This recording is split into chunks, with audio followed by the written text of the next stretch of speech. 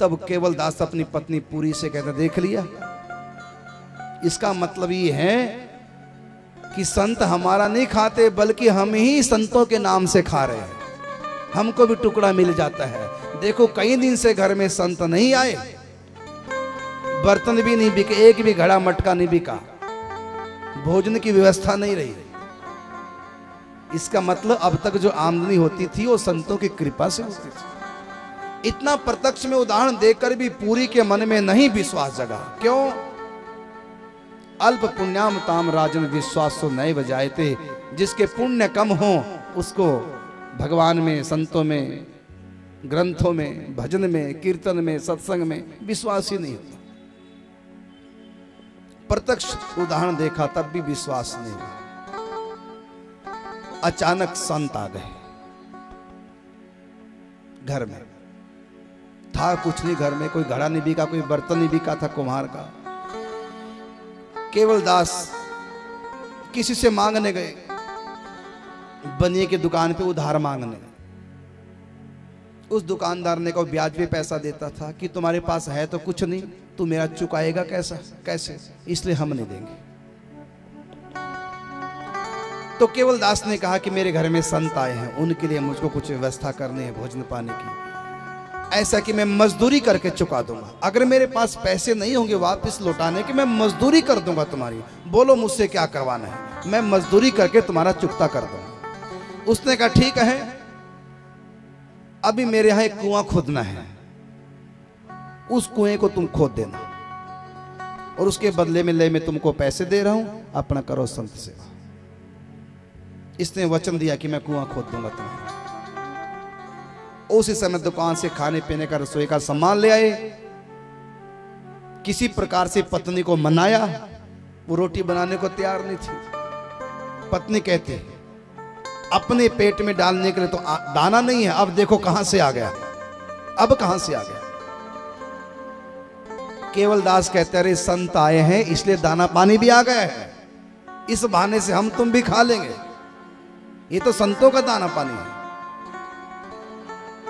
अनमने ढंग से भोजन बनाया, संतों ने भोजन किया, उसके बाद यात्रा के लिए आगे निकल गए संत। अब उस सेठ जी ने बुलाया केवल दास जी को, अब आओ हमारा कुआं खोदो। अभी लगे कुआं खोदने, 15 दिन तक कुआं खोदते चले गए नीचे तक। राजस्थान में गहरे कुएं खोदने पड़ते हैं, पानी बहुत नीचे। ऐसे ही प्रभु का लीला हुई। बहुत गहरा जब कुआं गया, केवल दास नीचे थे, फावड़े से खोदते थे, ऊपर से रस्से के द्वारा बाल्टी लटकाई जाती थी, मिट्टी से बाल्टी भर जाती थी, ऊपर वाला खींच लेता था, ये व्यवस्था थी। अचानक दरार आ गई कुएं में, कच्ची मिट्टी बालू, ऊपर वाला तो बाल्टी छोड़ के पीछे हट गया और ऊपर से हजारों मन मिट्टी गिर पड़ी नीचे और केवल दास जी मिट्टी के अंदर दब गए। इतने गहरी थी केवल दास जी मिट्टी में इतने दब गए, लोगों ने निकाला ही नहीं। कौन इतना खोदेगा, और क्या अब जिंदे बच जाएंगे। बस उसका अंतिम क्रियाक्रम मान करके सब चले और परिवार में उनके कोई था नहीं, संतान कोई हुई नहीं थी, पत्नी थी, कौन खोदे मिट्टी, कौन क्या करे। तो सोचा कि चलो कोई बात नहीं, अब बचे तो है ही नहीं, अब तो लाश ही है, क्या है मिट्टी खराब करनी, चलो मिट्टी पे मिट्टी पाओ, खत्म कर। किसने कुछ नहीं किया। भक्तमाला में लिखा हुआ है 1 महीने के बाद की बात, तीर्थ यात्री जा रहे थे, वहीं पास में ही पेड़ के नीचे संत बैठे कीर्तन करने लगे। उनको ठहरना था। वैसे तो केवल दास जी के घर में रुकते थे, लेकिन केवल दास जी तो शरीर छोड़ चुके हो, तो कुएं में दब गए। पत्नी तो संतों को मानती नहीं थी, इसलिए कहां रुके, और कोई रोकता नहीं था। तो गांव से बाहर जहां कुएं में दबे थे वहीं पर पास में रुक गए। भगवान ने ऐसा कुछ संयोग कर दिया, पेड़ के नीचे बैठे संत कीर्तन कर रहे हैं भूखे प्यासे। लेकिन गजब हो गए, जब कीर्तन किया तो मिट्टी में से आवाज आ रही थी, श्री कृष्ण गोविंद हरे मुरारी। जैसे संत कीर्तन कर रहे थे मिट्टी से भी आवाज आ रही थी। हैरान हो गए कि मिट्टी में से आवाज कैसे। गांव वालों को बताया। गांव वालों ने आवाज पहचान ली, ये आवाज तो केवलदास जी की है। कईयों ने सोचा कि भूत बन के भूत बोल रहे हैं। पूरी घटना संतों को बताई। संत सिद्ध थे, परमात्मा के पूर्ण विश्वासी थे। उन्होंने कहा भाई ये भूत की आवाज नहीं, ये तो स्वयं वही बोल रहे हैं। भगवान क्या नहीं कर सकते, हो सकता भगवान ने उसकी सुरक्षा कर दी, नहीं ऊपर से निकाली। अब मिट्टी हटाओ। पूरे गांव के लोग लग गए मिट्टी हटाने, संतों की बात मान ली और देख करके सब चमत्कृत हो गए। क्या? केवलदास जी नीचे ज्यों को तो जीवित बैठे। हुआ ये था कि जब मिट्टी गिरी उनके ऊपर तो एक भवन सा बन गया, एक गुफा सी भगवान ने बना दी। ऊपर मिट्टी पड़ रही और आराम से बैठे कीर्तन करते हैं। 1 महीना तक झुक के बैठे रहे। उनका कुबड़ निकल आया, रीढ़ की हड्डी का कुबड़ निकल आया। इसलिए वो कुबा जी के नाम से फिर वो कुबड़ कभी ठीक नहीं हुआ। और गजब तो तब हो गए जब देखा सोने के कटोरे में जल उनके पास रखा, एक तरफ फलों की डलियां रखी है। अब उस कुएं के अंदर, उस भंवर में, उस गुफा के भीतर जहां हजारों मन मिट्टी ऊपर चढ़ी है, किसने जल पिलाया? किसने उनके लिए फलों की टोकरी लाके दी? कौन उनको भोजन करा जाता था? यद्यपि केवलदास जी ने किसी को बताया नहीं, लेकिन वो सोने का कटोरा जल से भरा हुआ केवलदास जी के पास नीचे रखा हुआ था। जब मिट्टी हटा के देखा था, भले केवलदास जी ने अपने मुख से कुछ न कहा, लेकिन समझते किसी को भी देर नहीं लगी कि स्वयं ये भगवान की लीला है। भगवान ही इसके पास सोने के कटोरे में जल रख के जाते थे। भगवान ही उसके लिए भोजन की व्यवस्था करते 1 महीने तक। नाभाजी महाराज तो कहते हैं, भक्तमाल के चेता, कि केवलदास जी के कूब ने हमको मोल खरीद लिया है। हम तो बिक गए इसके कूब पर। ये भगवान की अमर निशानी उसके कमर में जीवन भर रही थी। कुबड़ इसलिए ठीक नहीं हुआ क्योंकि केवलदास जी के माध्यम से भगवान कुबड़ के माध्यम से दुनिया को दिखाना चाहते हैं कि ये कुबड़ क्यों, कि जमीन में दबे थे, झुके रहे थे 1 महीना तक, उसके बाद भी जीवित निकल आए। इसलिए कुबड़ एक निशानी थी भगवान की कृपा की। इसलिए नाभाजी महाराज भक्तमाल में लिखते कहते हैं कि केवलदास के कुबड़ ने हमको मोल खरीद लिया है। लोग उसके कुबड़ के दर्शन करते थे, वो भगवान की कृपा की पहचान थी। अब तो कुम्हार के चारों तरफ जय जयकारे लगने लगे कि तो सिद्ध महापुरुष हैं, इनको भगवान के दर्शन हो चुके हैं। भगवान ने मिट्टी के भीतर भी इनके लिए भोजन पानी की व्यवस्था की। अब तो पूरे गांव के लोग मिल करके सब इनको अन्न धन जो भी चाहिए था देने लगे और ये भी ले लेते थे। अब इनका आश्रम घर आश्रम के रूप में परिवर्तित हो गया। अब घर घर नहीं रहा, एक विशाल आश्रम बन गया, कमरे बन गए, हमेशा भंडारे चलने लगे। सारे लोग इनके शिष्य बनने लगे। गांव के, झींतड़ा गांव के भी, आसपास गांव के भी हजारों की तादाद में सब वैष्णव बन गए। सब इनके दीक्षित होकर के सब भजन में लग गए और ये सबको एक ही शिक्षा देते थे, अगर आगे बढ़ना चाहो अध्यात्म जगत में तो भगवान के भक्तों की, उनके प्यारों की, उनके संतों की सेवा करना, उनकी आज्ञा में रहना, उनको रिझाना। संत रिझ गए तो भगवान को रिझाना कठिन नहीं है। कबीर ने भी कहा, रहीम ने कहा है, रहीमन वो नर अंध है। अंधे का मतलब अज्ञानी है वो। रहीमन वो नर अंध है जो गुरु को कहते और, क्योंकि हरि रूठे गुरु ठोर है और गुरु रूठे नहीं ठोर। कोई भी व्यक्ति भजन चिंतन सुमरन पूजा पाठ ध्यान मनन कर रहा है, उसके पीछे संत कृपा है, इसलिए कर रहा है।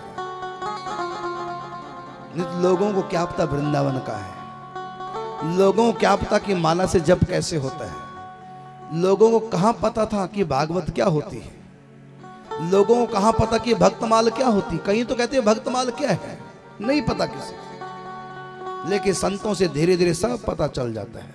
और सब भक्ति में लग जाते हैं। केवल दास जी महाराज अब गुरु बन गए, आचार्य हो गए, कितनों को दीक्षा दे करके भजन में लगाने लगे। अब तो चारों तरफ जय जयकार, लेकिन दीपक तले अंधेरा। सब भजन में लग गए, लेकिन पत्नी ज्यों की त्यों क्रूर बनी रही। उसके ऊपर कोई असर नहीं हुआ। क्यों नहीं असर हुआ? क्योंकि वो संतों का विरोध किया था। जो व्यक्ति संतों का विरोध एक बार भी कर लेता है, जब तक तो क्षमा नहीं मांगेगा, जब तक संत उसको क्षमा नहीं करेंगे, तब तक उसका मन भगवान में लग ही नहीं सकता। संत के अपराधी को भगवान कभी क्षमा नहीं कर सकते, और सत्संग का असर संत अपराधी के ऊपर कभी हो ही नहीं सकता। संत अपराधी का कभी चित्त परमात्मा में नहीं लग सकता। भगवान सबको क्षमा कर देते हैं, लेकिन संत अपराधी को क्षमा नहीं करते। वो अपने पति का भी विरोध करती थी, संतों का विरोध करती थी। इसलिए केवल दास जी का चमत्कार देख करके सब उनके शिष्य बन गए, लेकिन पत्नी के ऊपर चमत्कार देखकर भी कोई असर नहीं हुआ। क्यों? क्योंकि उसने संतों की अवज्ञा की थी, संतों का अपराध किया था। एक दिन घर में संत आ गए। जब घर में संत आए, संतों की अच्छी जमात आ गई थी। घर में व्यवस्था भी थी भोजन पानी की। पत्नी से कहा पूरी से कि देवी देखो, ठाकुर जी के भेजे मेहमान आए हैं, प्रभु के प्यारे हैं, जल्दी से भोजन बनाओ। कह दिया मैं बीमार हूं, झूठी बोल गई। पति को पता था कि बीमार नहीं है, ये झूठ बोल रही है। पति ने कहा आटा मैं गूंद देता हूं, आटा मैं मार देता हूं, चूल्हा मैं सिलगा देता हूं, मुझको बनानी नहीं आती, केवल बना देना, परस भी मैं ही दूंगा।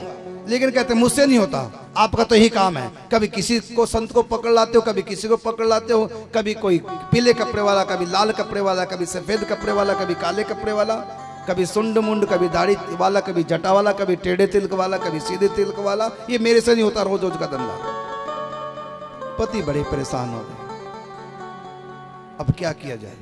अचानक उसी समय उसका भाई आ गया, केवल दास जी का साला उसी समय अचानक आ गया। बस मायके से भाई आया है, कहां गई बीमारी, फिर तंदुरुस्त, खुश हो गई, चेहरा खिल गया है। उस समय रसोई में गई, पति समझ गया देखो भाई आया, नाम पूरी और बन गई भाई को देखकर सूरी, मतलब सूरमा। अब इसमें आगे जवानी, कोई बीमार नहीं, झूठ बोलती थी। जब वो अपने भाई के लिए रोटियां बनाने लगी तो केवल दास जी ने कहा 4 रोटियां फालतू सेक देना संतों के लिए। अब तो बनानी ही पड़ी उसको रोटियां, अब बहाना भी नहीं लगा सके। घर में दूध की व्यवस्था नहीं थी, पड़ोसन के यहां गई, उधार दूध मांग लाई, बढ़िया खीर बनाई अपने भाई के लिए, केवल भाई के लिए खीर बनाई, और संतों के लिए बाजरे की मोटी मोटी रोटियां सेक दी।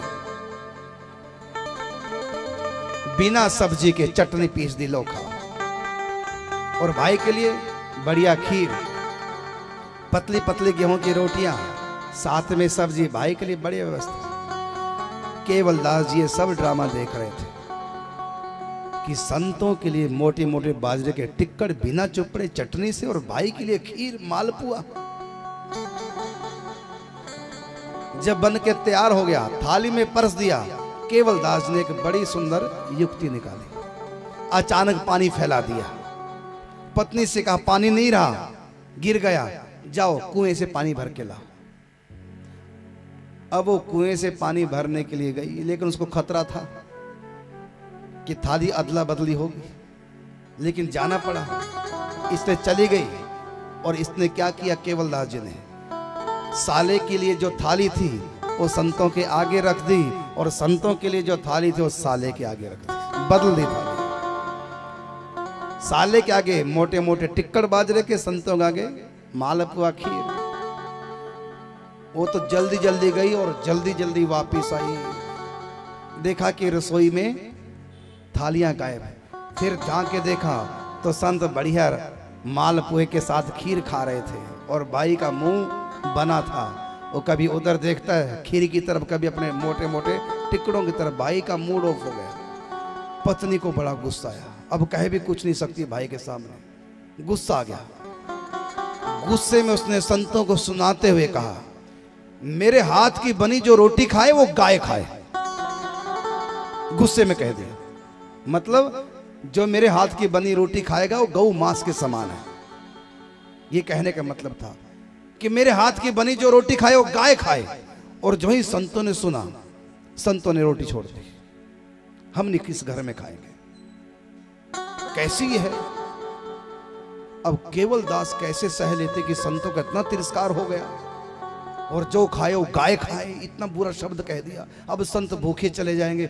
आज तक कभी ऐसा नहीं हुआ कि मेरे घर से संत भूखे चले गए।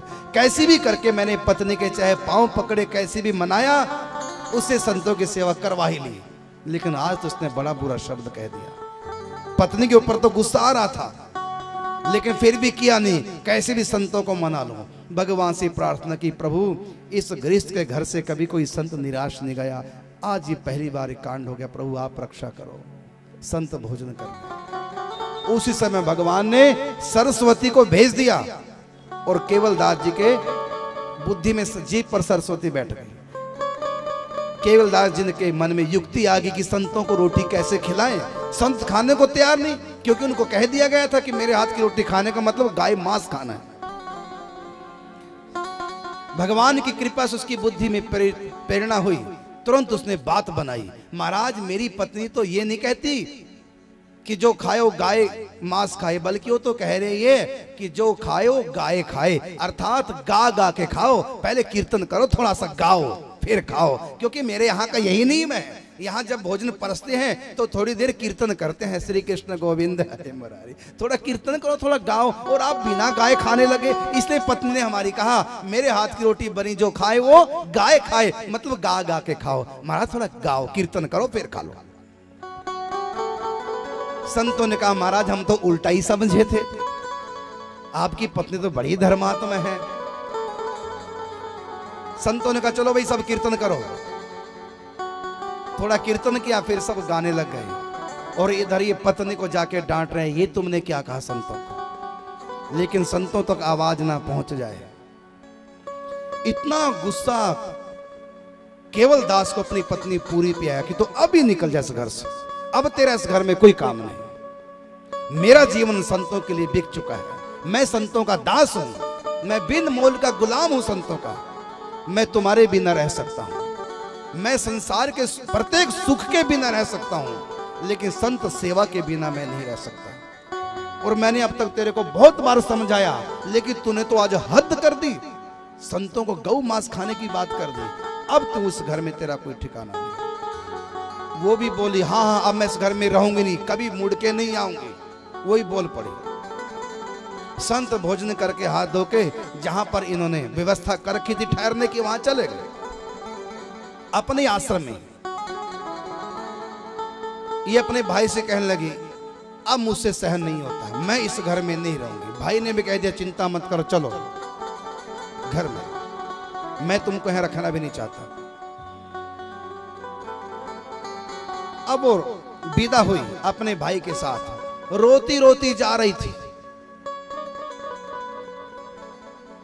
इधर संतों ने देख लिया कि इसकी पत्नी रो रही है, भाई भी रो रहा है, और रोते रोते न जाने कहां जा रहे हैं। केवल दास जी कहा, आपकी पत्नी महाराज रो रही है, क्या हुआ? आश्रम छोड़ के जा रही है, क्या हुआ? अब फिर संत घबराए। अगर संतों को पता चल गया तो संतों को कष्ट होगा कि हमारे कारण से इनका घर उजड़ गया, हमारे कारण से इनकी गृहस्थ बर्बाद हो गई। संतों को ये सोचकर कष्ट होगा, इसलिए संतों को कष्ट ना हो, बात बना दी तुरंत। क्योंकि सरस्वती बुद्धि में बैठी थी भगवान की प्रेरणा से, तुरंत बात बना दी, महाराज मेरे ससुर की मौत हो गई है, इसका बाप मर गया। वहां जा रही, भाई लेने आया है, अभी अभी समाचार आया है, भाई लेने आया है, ये गई है, इसलिए रो रही है। और महाराज तो ये भी संतों ने कहा, तो ये कह रही थी जाते समय रोते, अब मैं नहीं आऊंगी, हाँ महाराज इसलिए कह रही थी, मैंने कहा था कि सप्ताह के बाद आना, 1 हफ्ते बाद आ जाना, इसलिए कहती अब मैं नहीं आऊंगी अभी, मैंने कुछ दिन रह के आएगी। और आप भी कह रहे थे गुस्से में कि जाओ जाओ, कि महाराज मैं तो गुस्से में इसलिए कह रहा था कि जल्दी जाओ, संस्कार तक पहुंचना, जल्दी मर भाग, जल्दी जा, मैं बाद में आऊंगा, इसलिए मैं गुस्से में कह रहा था। वो देरी कर रही थी इसलिए मैं जल्दी इसको भगा रहा था, जल्दी जा। ऐसी बात बना ली, संतों को खुश कर दिया। पत्नी भले नाराज होगी, संतों को नाराज नहीं होने दिया। और जहां संतों के प्रति ऐसी निष्ठा हो तो फिर क्यों नहीं वहां भगवान कृपा करेंगे। उन्हीं दिनों की बात, जयपुर में मूर्तियां बनती हैं, तो कोई संत अपने आश्रम के लिए वहां मंदिर निर्माण किया था। मंदिर में स्थापित करने के लिए मूर्ति जयपुर से खरीद करके, राम जी की मूर्ति जयपुर से खरीद करके अपने आश्रम में ले जाने के लिए जा रहे थे। रास्ते में गांव पड़ा झिंथड़ा, केवलदास जी का, रात्रि पड़ गई, रुकना था। तो रात्रि को राम जी को लेकर के उसके गांव में, उसके घर में आश्रम जो बन चुका था उसमें रुक गए। जो शिव विग्रह था बैलगाड़ी पे, उसको उतारा मूर्ति को बैलगाड़ी से, और एक बड़े से कमरे में विराजमान कर दिया। केवलदास जी ने कहा संतों से, महाराज बड़ी कृपा हुई, देखो मेरे घर से हम ठाकुर जी आए, इस बहाने से रात को आपको टिकना है, सुबह तो ठाकुर जी चले जाएंगे आगे मंदिर के लिए, आपके आश्रम के लिए, अब एक रात ठाकुर जी मेरे घर में है, तो क्यों ना फिर आज कीर्तन हो जाए भगवान के सामने।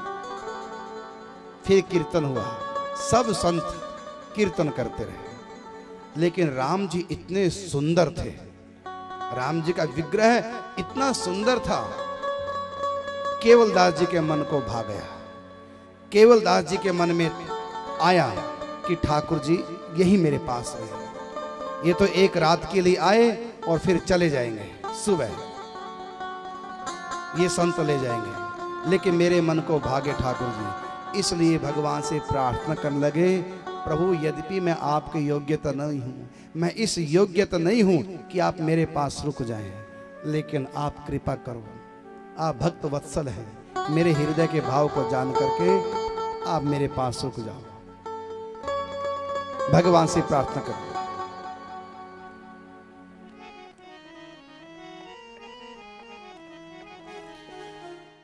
प्रभु कब होगी पूर्ण आस, प्रभु कब होगी पूर्ण आस, तुझ बिन प्राण नयन अति व्याकुल, तुझ बिन प्राण नयन अति व्याकुल, मनवा भयो उदास, मनवा भयो उदास, प्रभु कब होगी पूर्ण आस, प्रभु कब होगी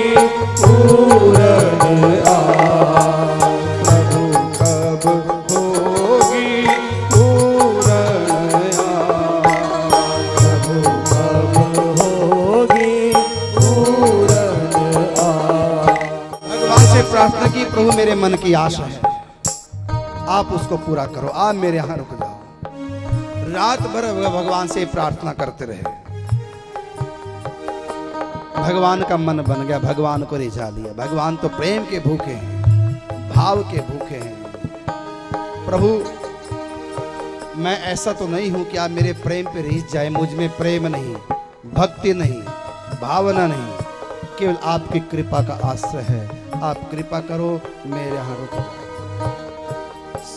अगले दिन सुबह संतों से प्रार्थना की, महाराज आप और ले आओ ठाकुर जी, जयपुर में तो बहुत ठाकुर जी मिल जाते हैं, आप अपने मंदिर के लिए और राम जी ले आओ।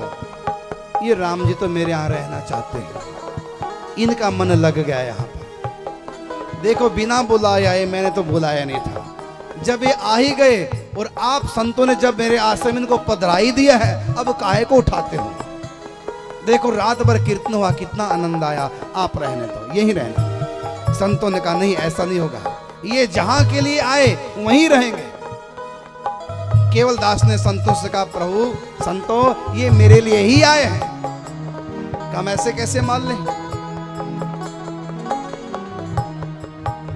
तो जब संत नहीं माने तो संत ठाकुर जी को उठाने लगे, बैलगाड़ी में बैठाने के लिए आगे जा रहा, लेकिन ठाकुर जी तो टस से मस नहीं हुए।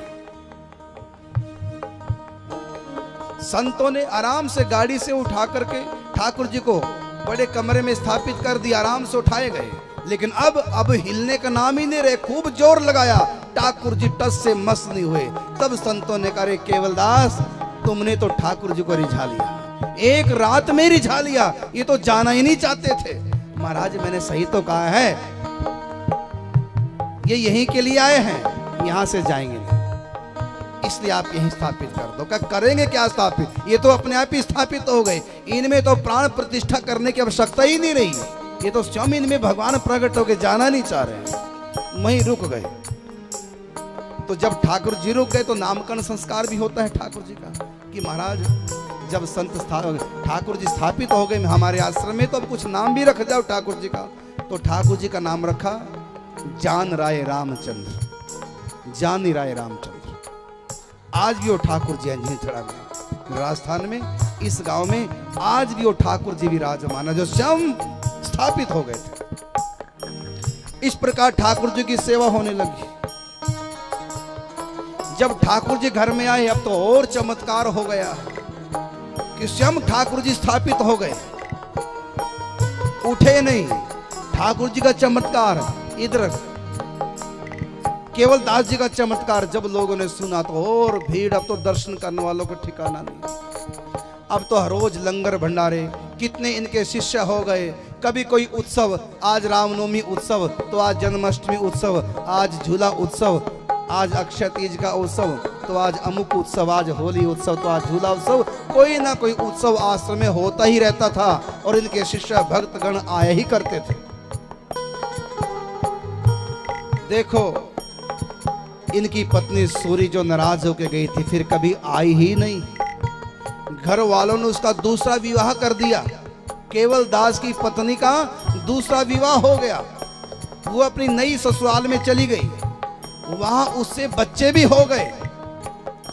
राजस्थान में अकाल पड़ा, वर्षा बंद हो गई, हरी खेती सूख गई, सब लोग भूखे मरने लगे।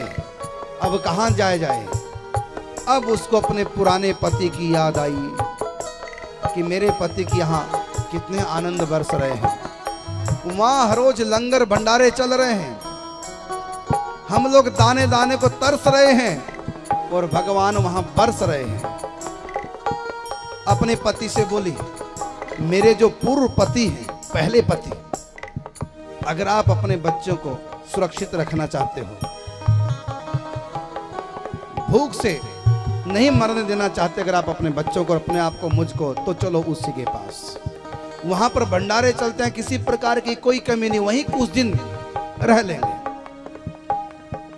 पति भी उसका उपपति बात मान गया, अपने बच्चों को लेकर के, नए पति को लेकर के उसकी पत्नी सूरी आ गई केवलदास जी के यहाँ। जब केवलदास जी को पता लगा कि मेरी पत्नी आ गई है,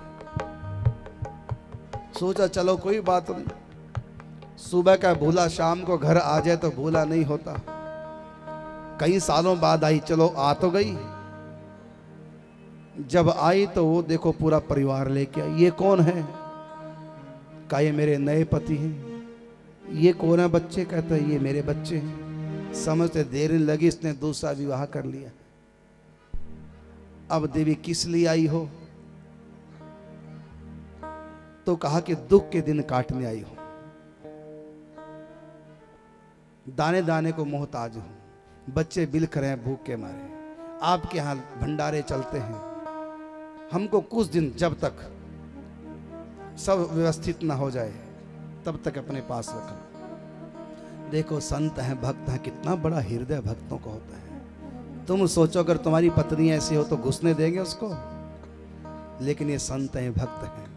अपनी पत्नी से बोले, देख, एक तो तेरा पति जो तुमने किया है, एक मेरा सच्चा पति भीतर जान नहीं रहा है रामचंद्र। देखो कोई कमी नहीं, सबको पाल रहा है, सारी सृष्टि को पाल रहा है, और एक तेरा पति तुमको भी नहीं पाल पा रहा है। सच्चा पति तो मेरा है, तेरा तो झूठा पति है। लेकिन चिंता मत कर, मेरा पति तुमको भी पालेगा, तुम्हारे पति को भी पालेगा, तुम्हारे बच्चों को भी पालेगा।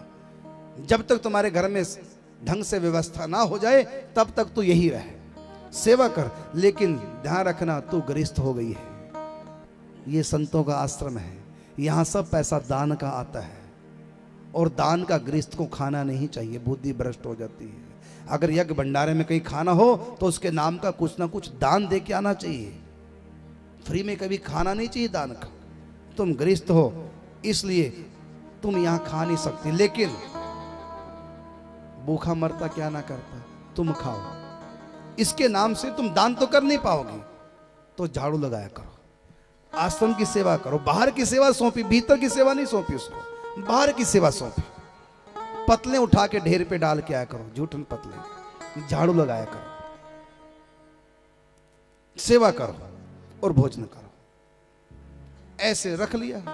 अब उसको सारी सेवा सौंप दी गई, बाहर की, भीतर की नहीं। भीतर उसको भंडार घर में रसोई में जाने नहीं दिया, क्योंकि उस रसोई को तो त्याग कर गई थी। अब उसके मन में आया, देख देख करके वहां के ठाट बाट देखो, मैं अगर यहां होती तो सब मुझको गुरु माता कहते, संत भी मुझको माँ माँ कहते, और आज मैं झाड़ू लगा रही हूं। मैंने कितना बुरा किया है। कुछ दिन रही, फिर बरसात आ गई, फिर धरती पे हरियाली आ गई। तब हाथ जोड़ के केवल दास जी कुंवर जी ने कहा कि देवी, अब सब ठीक हो गया है, अब जाके फिर वापस जाओ, खेती बाड़ी करो। अब यहां रुकना तुम्हारा ठीक नहीं है, अब तुम जाओ अपने पति को, बच्चों को लेकर के। फिर अपने बच्चों को, पति को लेकर के फिर अपने घर वापस पहुंच गई। इस चरित्र से शिक्षा मिलती है कि संतों के हृदय कितना महान होता है। नहीं तो कोई रखेगा उसको, लेकिन विपत्ति काल में उसका सहयोग किया। जबकि वो धोखा दे के गई थी और आगे भी धोखा दे दिया विवाह करके, और डबल डबल धोखा देने के बाद भी जब आई व्याकुल होकर के, संत ने पहली वाली बात नहीं की, रख लिया। कोई बात नहीं, विपत्ति के दिन है, हम तुम्हारा साथ देंगे। जब विपत्ति टल जाएगी फिर अपना वापस अपने घर जाओ। देखो कितना पवित्र स्वभाव होता है भक्तों का, इसलिए भगवान इनके यहां पर है। एक बार ये भोजन परस रहे थे। हमारे वैष्णव में टकसाली जो महात्मा होते हैं, उनका नियम है कि जिसने शंख चक्र की छाप नहीं ली वो ठाकुर जी की रसोई में नहीं जा सकता, उसके हाथ का भोजन नहीं करते। कहीं ऐसे टकसाली महात्मा का नियम है अपना। अब इसके भुजाओं में चक्र शंख की छाप नहीं थी। संत ने कहा कि हम यहाँ रोटी नहीं खाएंगे, भोजन नहीं करेंगे। केवल दास जी ने कहा क्यों? कहते तुम्हारी बाजू में शंख चक्र की छाप तो है नहीं, चंदन की लगी, माथे तिलक नहीं है, तो तुम टकसाली नहीं हो, इसलिए हम तुम्हारे हाथ का नहीं खाएंगे। संत ने भोजन नहीं किया। इनको बड़ा कष्ट हुआ कि संत ने भोजन नहीं किया। ये छाप कहां से मिलेगी? तिलक की छाप और शंख चक्र की छाप तो द्वारिका से मिलती है। उस संत ने कहा जाओ द्वारिकापुरी, पहले टकसाली महात्मा बनो, फिर तुम्हारे यहां खाएंगे। अब ये घर से निकले द्वारिका के लिए पैदल राजस्थान से, कि वहां पर शंख चक्र की छाप लगे। अब भी आप जाओ, जो गए होंगे द्वारिका जानते हैं, जब द्वारिका जाते हैं वहां पर छाप वो माथे पे लगाते हैं, चंदन की या सिंदूर की, वहीं से छाप मिलती है शंख चक्र की। तो केवल दास जी पैदल जा रहे थे द्वारिका के लिए, छाप तिलक लेने के लिए। रास्ते में पहली रात जहां ये टिके, उसी समय आकाशवाणी हुई। केवल दास जी को संबोधन करके बोली कि भक्तराज, तुमको तिलक चंदन छाप के लिए द्वारिका जाने की आवश्यकता नहीं, तुमको संत सेवा बहुत भाती है ना, तुम द्वारिका जाओगे, महीने की यात्रा है, 1 महीने तुम्हारी सेवा नहीं होगी, संत सेवा। और मैं तुम्हारे हृदय के भाव को जानता हूं। तुम मजबूरी में जा रहे हो द्वारिका के लिए, तिलक छाप लेने के लिए, वो भी संतों के लिए, लेकिन तुम्हारे मन में यही भाव है कि 1 महीना संतों की सेवा छूट जाएगी। तुम्हारे जैसे संतों के, भक्तों के प्रेमी को द्वारिका आने की आवश्यकता नहीं। तुम्हारा घर ही द्वारिका है, तुम्हारा घर ही तीर्थ है। जहां हरि के नाम का होता है गुणगान, वहीं अयोध्या द्वारिका, वहीं बसे भगवान। मैं तुम्हारे पास हूं। महाराज आप ठीक कह रहे हैं, आप मेरे पास है, जान नहीं रहे रामचंद्र के रूप में, लेकिन प्रत्यक्ष में तिलक छाप मेरे भाजों में नहीं है, माथे तिलक मुझको नहीं मिला है, तो मैं भला कैसे संतों की सेवा कर पाऊंगा। कई संत टकसाली होते हैं, उनका नियम होता है, तो फिर प्रगट मेरे पास कैसे आएगी। तो भगवान ने कहा तुम वापिस लौट जाओ, संतों की सेवा करो। तुम्हारी भुजाओं में और तुम्हारे माथे पे अपने आप शंख चक्र तिलक की छाप प्रकट हो जाएगी। वहीं से वापिस लौट गए, द्वारिका नहीं गए, वहीं से वापिस लौट गए, घर आए। और जब घर आए, रसोई बनी, संतों को परसने लगे, तो मन में विचार आया, भगवान ने कहा तो स्वतः ही प्रकट हो जाएगी। और जब इसने बाजों की तरफ देखा तो इस तरफ चक्र, इस तरफ शंख की छाप चंदन से लग गई। दर्पण में देखा, माथे तिलक प्रकट हो गया चंदन का। ऐसी कृपा इनके ऊपर हुई है। ये तिलक चंदन ये अपनी मर्जी से नहीं लगाते, इसका भी एक नियम होता है। कुछ मंत्र से अभिमंत्रित करके, यंत्र स्थापित करके और मंत्र पूर्वक तब माथे पे तिलक को धारण किया जाता है। और इस तिलक की शास्त्रों में बहुत महिमा। फिर आगे कथा है कि भक्तमाला अंतर्गत आप लोगों को तिलक की महिमा बताएंगे कि तिलक की केवल कितनी महिमा है। अब सोचो कितनी महिमा होगी कि तिलक छाप के लिए द्वारिका जा रहा था पैदल, और स्वयं भगवान ने इसको वरदान दिया कि तुम्हारी भुजाओं पे और माथे पे स्वतः ही तिलक छाप चंदन में प्रकट हो जाएगा। और हो गई। ऐसी भाव में संतों के प्रति इनका भाव था।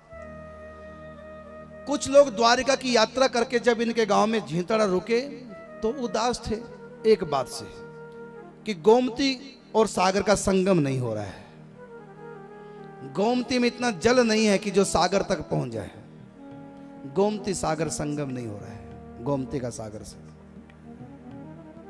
देखो गजब की बात, जिस माला झोली से भजन करते थे ये केवल दास जी महाराज। केवल दास जी ने भगवान से प्रार्थना की, प्रभु संतों को कष्ट हो रहा है, द्वारका में गोमती नदी का सागर में संगम नहीं हो रहा है। संत हर बार संगम में नहाते हैं, अब की बार गोमती सागर संगम में संत नहीं नहाए। मेरे प्रभु संतों को बड़ा कष्ट हो, ऐसी कृपा करो संतों का कष्ट निवारण हो। मैंने संतों को दुखी नहीं देख सकते थे, इतना इनका भाव संतों के प्रति था। इनके भाव को देखकर, जबकि कभी इनको द्वारकापुरी जाना ही नहीं था, लेकिन संत कष्ट ना पाए।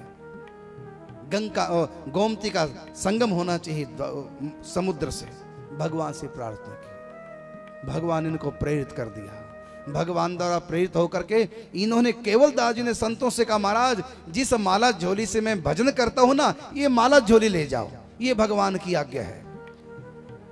गोमती और सागर के बीच में मेरी माला झोली रख देना, अपने आप ही संगम हो जाएगा। ये प्रभु की तरफ से मुझको आज्ञा मिली। संतों ने माला झोली ली केवल दास जी की और द्वारकापुरी वापस गए कि दोबारा जाएंगे, गोमती सागर संगम में नहा के आएंगे। गोमती और सागर के ठीक बीच में जहां रेती रेत बालू बालू है, वहीं पर माला झोली रख दी। गजब हो गया। इधर से समुद्र उमड़ा है, ऐसी जोर से तरंग आई, इधर से गोमती जी की इतनी तेज लहर धारा आई, दोनों का बीच में मिलन हो गया और माला झोली तैरने लगी। वो माला झोली उठा ली। संगम, आज तक संगम हो रहा है गोमती सागर। जो द्वारकापुरी जाते हैं उनको पता है। ऐसे ऐसे भक्तों की कथा इस भक्तमाला में है जो आप लोगों ने सुने नहीं। ये शायद केवल दास जी का चरित्र आप लोग पहली बार सुन रहे हैं। इनकी यहाँ की ऐसी ऐसी विचित्र लीला हो चुकी हैं। अब पत्नी तो चली गई, यहाँ भंडारे हर रोज होने लगे, रसोई की सेवा के लिए कोई अच्छा व्यक्ति नहीं मिला, ये थोड़ा परेशान रहने लगे। इधर रसोई का भी देखना, इधर जान ही रहे रामचंद्र ठाकुर जी की सेवा भी संभालनी है, इधर संत आते हैं तो संतों को भी संभालना है, भोजन भी परसना है, बाजार से खरीद के सामान भी लाना है। अब केवलदास जी के पास काम बहुत हो गए और आश्रम में रहने वाले इतने व्यक्ति नहीं थे। इनको कष्ट हुआ इस बात का। अब सोचूं कि संतों की सेवा करूं या ठाकुर जी की करूं। अंत में निर्णय लिया ठाकुर जी की सेवा में, मंदिर की सेवा में भले कोई कमी रह जाए, लेकिन संतों की सेवा में कोई कमी न रहे। अपने हाथों रसोई बनाते संतों के लिए। भगवान राम, भगवती सीता जी। राम जी ने सीता जी से कहा, देखो भक्त राज के पास सेवक नहीं है, वो मेरे संतों का इतना दीवाना है, सब काम अपने हाथों से करना चाह रहा है, लेकिन करे कैसे? काम अधिक, व्यक्ति कोई है नहीं, चलो हम सेवक बन के चले जाते हैं। राम जी ने एक साधारण सा सेवक का भेष बनाया। भगवती सीता जी सेविका का भेष बना करके केवलदास जी के आश्रम में कुम्हार के यहां आ गई और कहा कि भक्तराज, हम कुछ दिन आपके यहां रहना चाहते हैं, आपकी सेवा करेंगे, जो आप चाहोगे सो हम सेवा करेंगे। सेवक ने कहा, राम जी ने सीता जी की तरफ इशारा करती है, हमारी धर्म पत्नी है, ये रसोई बहुत अच्छी तरह बनाना जानती है, संतों के प्रति इनकी बड़ी निष्ठा है, हम कुछ दिन के लिए आपके यहाँ रुकना चाहते हैं। हमने सुना आपके यहाँ बहुत सत्संग कथा कीर्तन होते रहते हैं, तो हमारा मन है कुछ दिन आध्यात्म लाभ लें और संतों की भी इस बहाने से सेवा हो जाएगी और भजन कीर्तन कथा सत्संग भी सुनने को मिलेगा। अंधा क्या चाहे दो नयन। केवलदास ने कहा, बहुत अच्छा, रहो मेरे यहाँ। भक्तमाल में लिखा हुआ है 1 साल तक सीता जी, राम जी सेवक सेविका बन के रहे। संतों की सेवा स्वयं भगवान अपने हाथों किया करते थे। रसोई की सेवा स्वयं भगवती सीता जी करती थी। मंदिर की सेवा के लिए केवलदास जी करते थे। बाहर से सामान कौन लाए? हनुमान जी ने। हनुमान जी को याद किया, वो छोटू बन के आ गया हनुमान जी, छोटा सा बालक। बाजार से सामान हनुमान जी के हाथ में आ गया। बाजार से सामान लाना, हनुमान जी सेवक बन गए। अब तो सीता राम जी, साथ में हनुमान जी। बाहर का काम हनुमान जी के हाथ, रसोई का काम सीता जी के हाथ, और संतों की सेवा करना, उनके चरण दबाना, उनकी मालिश करनी, उनको भोजन परसना, ये राम जी अपने हाथों करते थे। संत की सेवा। भगवान ने गीता में कहा, यो यथा माम प्रपद्यन्ते, जो मुझको जिस भाव से भजते हैं, तास थैव भजाम्य हम, मैं उसी प्रकार से उनके साथ व्यवहार करता हूं। जब संत मेरे लिए तन मन धन अर्पण कर देते हैं तो मैं क्यों नहीं करूंगा? जब मेरे भक्त मेरे लिए इतना कुछ करते हैं तो मैं क्यों नहीं करूंगा? मुझे भजे अर्जुन जो जैसे, मैं भजता हूं उनको वैसे। हे अर्जुन, जो मुझको जिस प्रकार से भजता है मैं उनको वैसे ही भजता हूं। तो स्वयं भगवान संतों के चरण दबाते, संतों की मालिश करते, अपने हाथों भोजन कराते और पत्तल उठा करके बाहर फेंकते, स्वयं राम जी। और सीता जी कभी कुछ बनाती रसोई में, कभी खीर, कभी कुछ बनाती। एक दिन घर में कोई था नहीं, कोई संत थे नहीं बाहर के, तो राम जी ने कहा सेवक के रूप में, उनको नहीं पता स्वयं सीताराम जी हैं। सेवक के रूप में राम जी कहते हैं केवलदास जी से कि भक्तराज, आज क्या बनाना है? केवलदास जी ने कहा कि संत होते तो बढ़िया बढ़िया बनाते, अब तो अपने राम है घर घर के, या ठाकुर जी, चलो आज खिचड़ी बना लो। देखो, अपने लिए खिचड़ी और संतों के लिए बढ़िया बढ़िया मालपुआ। ठाकुर जी के लिए भी खिचड़ी, संतों के लिए बढ़िया। कि आज तो सब घर घर के हैं, संत है नहीं, इसलिए आज तो खिचड़ी बना लो। अब बढ़िया भोजनी बना के खिचड़ी, सीता जी ने खिचड़ी बनाई, भगोने में रख दी। उसी समय संत आ गए और संतों ने आते ही कहा, भक्तराज भूख लगी है। अब इसके मन में आए, मैं संतों को खिचड़ी कैसे खिलाऊं? ये तो गरीबों का आहार है, संतों के लिए तो बढ़िया बढ़िया होना चाहिए था। हाय, मैंने खिचड़ी के लिए क्यों कह दिया? खीर के लिए कहता, मालपुआ के लिए कहता, संतों को खिलाता। उनको बड़ा कष्ट हुआ, इतना कष्ट हुआ। अभी संत कह रहे कि भूख लगी, अभी खिलाओ। संतों को तो बढ़िया खिलाना चाहिए, खिचड़ी कैसे खिलाऊं? कितना भाव था इसका संतों के प्रति। बड़ा दुखी हुआ, भागा भागा गया। सीता जी साधारण सेविका की तरह थी, कहा देवी जल्दी से खीर बनाओ। सीता जी को क्या देर लगता खिचड़ी से खीर बनाने की। सीता जी ने कहा मैंने खीर ही बनाई है। कहा मैंने तो आपको पहले खिचड़ी के लिए कहा था। नहीं मैंने खीर बनाई। कुबा जी ने कहा केवलदास ने कि मैंने थाली में तुमको परसते खिचड़ी देखा था। देख लिया तो उसने, भगवान फंस गए। भक्त ने देख लिया ये खीर कैसे बन गई, अभी तो खिचड़ी थी, ये खीर कैसे बन गई। सीता जी ने खीर बना दी इसलिए कि भगत का मन है कि संतों को खीर खिलाऊं, तो खीर बना दी, तो भगवान है कुछ भी कर दे। लेकिन भगवान पकड़े गए। भगवान को सबसे छुपना आता है, लेकिन केवल दास जैसे भक्तों से छुपना नहीं आता। भगवान की चोरी पकड़ी गई। अब सीता जी को लगा कि मैं तो पकड़ी गई, खिचड़ी का मैंने खीर बना दिया, ये तो पहचान जाएंगे। इतने में राम जी भी आ गए। राम जी से कहा कि प्रभु ये तो हम तो पकड़े गए, खिचड़ी बनाई थी और इसने परसते हुए थाली में देख भी ली। जब इसने खीर के लिए कहा मैंने कह दिया मैंने खीर ही बनाई, मैंने खीर प्रकट कर दी, लेकिन ये पहचान गए तो खिचड़ी से खीर बनाई।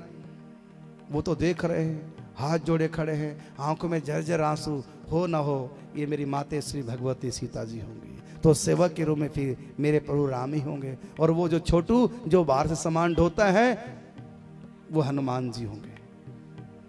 सीता जी ने इशारे में कहा अब क्या करूं, प्रकट हो जाएं या छुपे रहें। राम जी ने कहा अब क्या छुपना, अब तो प्रकट हो जाओ। सीता जी भी, राम जी भी और हनुमान जी भी, तीनों दरबार प्रकट हो गए, साक्षात भगवान प्रकट हो गए। भगवान ने कहा देखो भगवान प्रकट हो गए, वरदान मांगो, हम तुम्हारी भक्ति पे प्रसन्न हैं। 1 साल से तुम्हारे यहाँ सेवक बन के रह रहे थे। उन्होंने कहा केवलदास जी ने वरदान बाद में मांगते रहेंगे, समय नहीं है, पहले संतों को खीर खिलाओ, संतों को पहले खीर खिलाओ। संतों को खीर खिलाई। अब कहा भगवान अब मांगो वरदान। प्रकट हो गए जब दर्शन दिए तो केवलदास जी कहते हैं प्रभु बस मैं यही वरदान चाहता हूं, इस दरबार से, इस द्वार से कोई संत निराश ना लौटे, बस यही मुझको वरदान दो। आपके संत मेरे ऊपर रिझे रहे, उनकी कृपा रहे, मैं और कुछ नहीं चाहता। मेरा तन, मेरा धन, मेरा मन संतों की सेवा में अर्पण हो जाए, ये मैं चाहता हूं। तो भगवान ने कहा ये वरदान तो तुम्हारे पास पहले से ही है, तुम्हारा तन, तुम्हारा मन, तुम्हारा धन, तुम्हारा भाव सब संतों के लिए है। तुमने संतों को रिझाया, तुम्हारे इसी संत सेवा भाव से हम संतुष्ट हुए और तुम्हारे यहाँ सेवक सेविका बन गए, क्योंकि तुम्हारे यहाँ कोई सेवा करने वाला था नहीं। इस प्रकार भगवान केवलदास जी को दर्शन दे करके उसका मन इच्छित वरदान दे के अंतर्धान हो गए। बोल वृंदावन बिहारी लाल की।